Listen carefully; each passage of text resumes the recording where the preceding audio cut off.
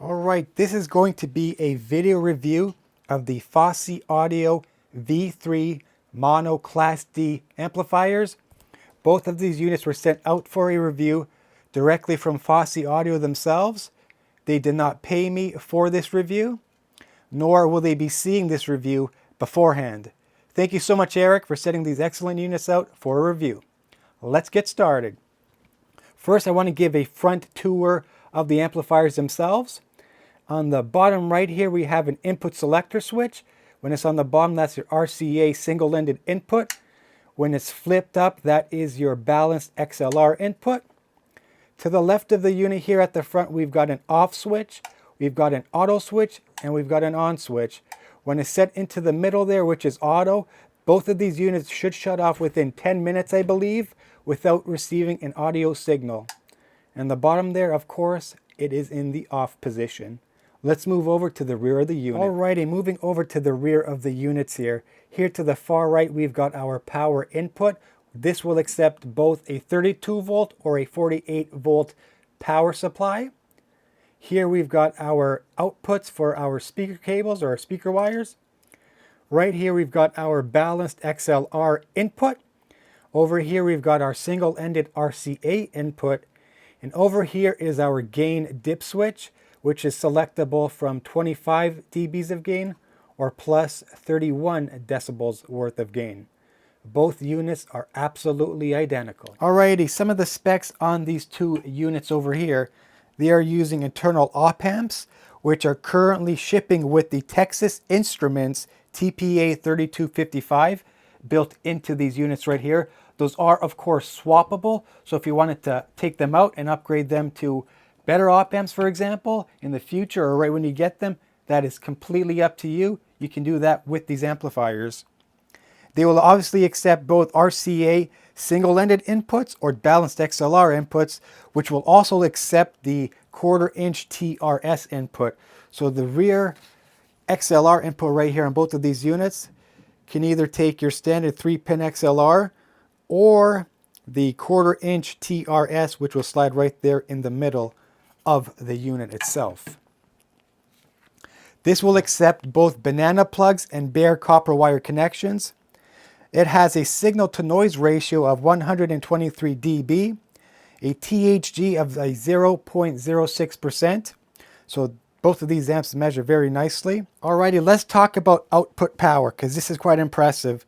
These units can output up to 300 watts in a 4 ohm load using the 48 volt 10 amp power supplies. My unit shipped with 2 of them, 1 power supply per unit.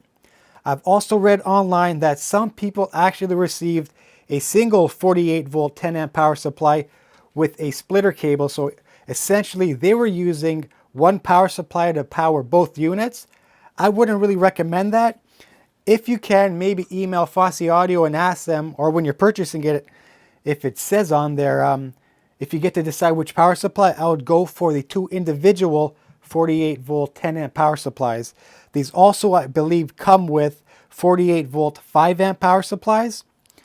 But if it were me making the decision, if it were me purchasing these two, I would definitely opt for the larger 48 volt 10 amp power supplies to get full output power, full potential out of these 2 little units. Alright, let's talk about sound impressions here, folks. I only use, by the way, the XLR input for all of my listening tests here, and with the gain in the lower setting, which is set to 25 decibel. So I use the XLR input and the 25 dB gain switch set to low. Now the first DAC I hooked these guys up to was the SMSL SU10 over here, which does have a very nice beefy output stage if you decide to use this balanced XLR outputs. This also has a variety of different digital inputs. I listen to all kinds of different music, a variety of different music using high quality FLAC files. Now with this DAC right over here, the SMSL SU10, right off the bat, I mean the sound was perfectly fine, but I felt that it lacked a little bit low end hit, some bass. But I was very surprised at how clear and well presented everything was going through this SMSL SU10 here. So there was just so much clarity and details. I was honestly quite surprised at first. The sound was never too harsh or overly bright. However, I then switched over to this guy right here, the RME 882 Pro FSR Black Edition DAC preamp headphone amplifier. This is an incredible unit. I should actually do a review on this unit here itself. It is truly an incredible unit. So now after switching here to the RME and connecting the V3 monos to this unit right over here, this by the way is of course my reference DAC. This also does of course have a preamplifier section in it. It has a preamp function. When switching over to this guy here, it was like a light switch. I was blown away by the sound here. I'm not even kidding. The bass had a lot more thump. It had a lot more hit to it. An instrument note, for example, had a lot more life to it when it was connected here to the RME.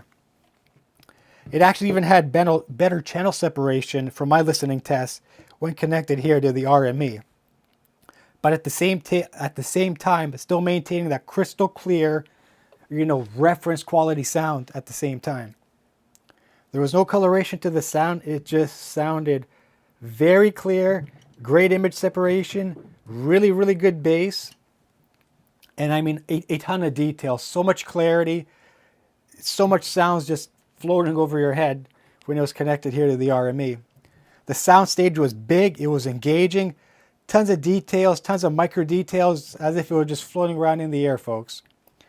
Now, this might actually be because the RME itself here can output through its balanced XLR connections up to 12.28 VRMS, that's a very high number, 12.28 volts RMS through the RME,